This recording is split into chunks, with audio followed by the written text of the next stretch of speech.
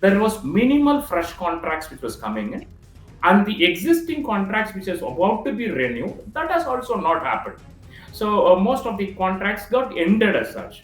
So what do I do with the employees which I have hired them? I have got into IT, my life has got settled there, nothing like that. Where if you are coming into any in IT, in any industry, I would say IT industry, to be precise, you have to prepare to learn and on continuous learning. Did we do it? No, we have been cozy enough to take a backseat. I have got my career. Okay, I have got a job with my one of the XYC largest integrator. My life would go on. There is no more honeymoon periods there. People have been fascinated to high paid jobs, and that was always available in IT industry as such. And that this is not more this is no more going to be like that. Before, even if you are a pass out on an with an IT or an computer science, right, still you got an opportunity. No more going to. What about those who are, in their 40s and 50s right now? Because much easier for students to do what you just said than for, mid-level professionals to do that. Yeah, I'm actually worried about them too, because you this 40s and 50s, especially the late 30s and the early 40s, or the late 40s, I would say, they have done something kind of a monotonous thing, and they have been used to that. The layoffs at TCS, 12,000 employees, most of whom are likely to be let go of within this quarter, as per recent reports, has shaken up India's IT industry. There are three main reasons why this is just so significant. One, Tata was always considered a safe space for jobs. They've never laid off so many people, and of course, it's India's top IT major. So the fact that they've started laying off means that more companies are likely to follow suit. Second, this comes at a time when there's a slowdown in the tech space globally, especially due to AI now having wider use cases, which of course sparks concerns. And third, and perhaps the most significant point, is that it's largely the mid and senior level employees who've been let go of or will be let go of, and there's a clear message coming out of this particular factor. So, what does this mean for India's IT employees or students who want to pursue a career in IT?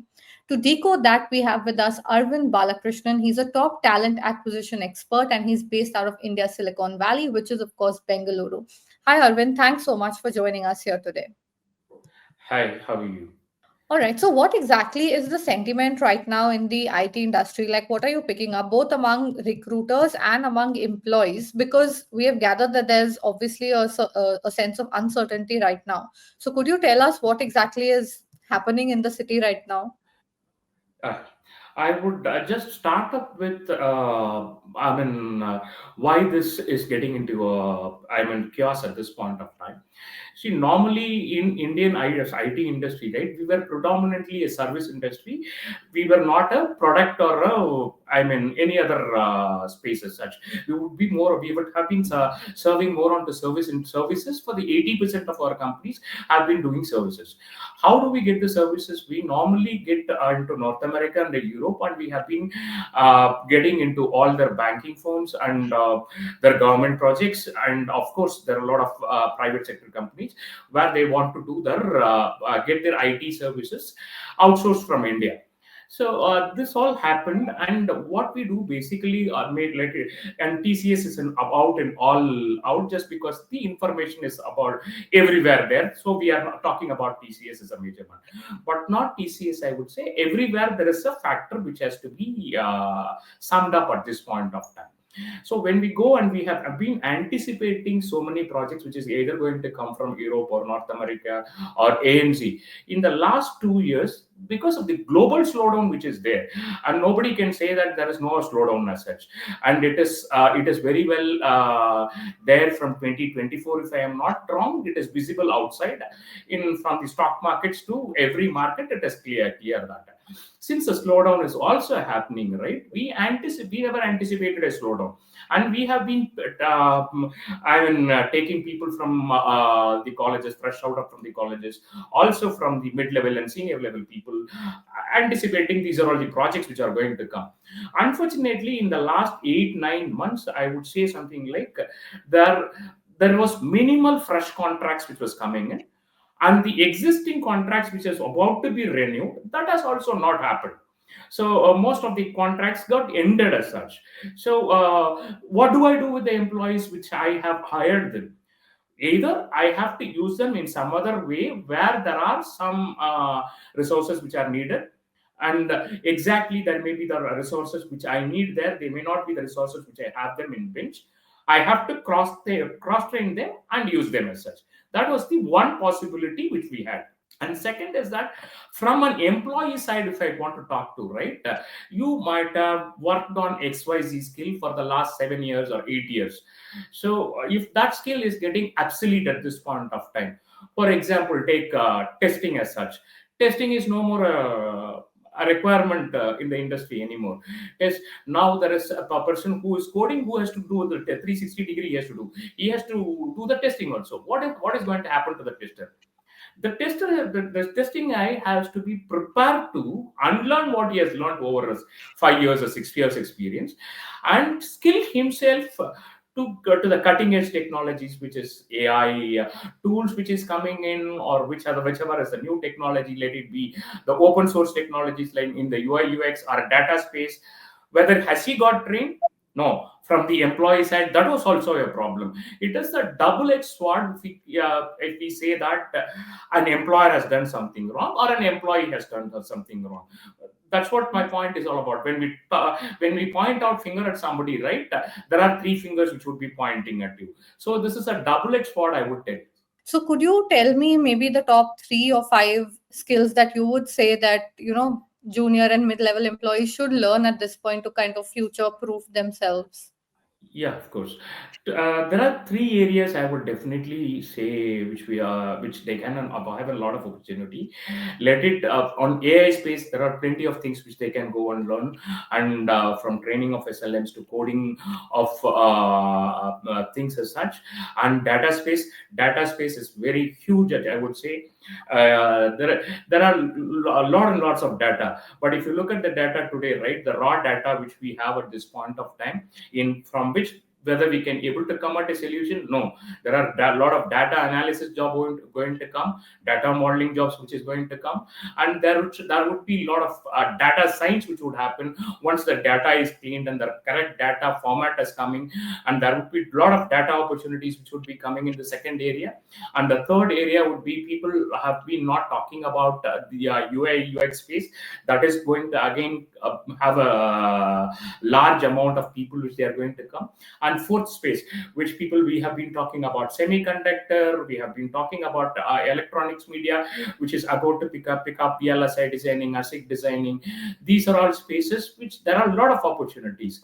For example, there are a lot of people who were out of finishing the engineering graduation from with its major science of electrical or ECE, I would say, yeah, ECE branch. They have been coming and taking up jobs in IT, not in their core area as such. But that core area has lot of stuffs where there is a lot of opportunities. You would not even imagine there are people they would get a good PCB designer or a VLSI designer can get up to 5.5 to 8x also. That's the market it is there. So there is plenty of things which we can do. Hmm. And what would you say to, say, students who are kind of looking to join the IT industry? Any tips for them, considering that you're a talent acquisition person? I'm sure you can give them some advice. What do you think that they should do to also, just like, be able to progress in this field at an uncertain time? Sure. See, one is that make sure we decide, let them first have that in the mind. I have got into IT, my life has got settled. Nothing like that. Where if you are coming into any IT in any industry, I would say IT industry to be precise, you have to prepare to learn and on continuous learning. For example, if you look at a profession like a doctor profession which is coming on, right, they have been reading for their entire life. Are from IT employees, did we do it? No, we have been cozy enough to take a backseat. I have got my career. Okay, I have got a job with my one of the XYC largest integrator.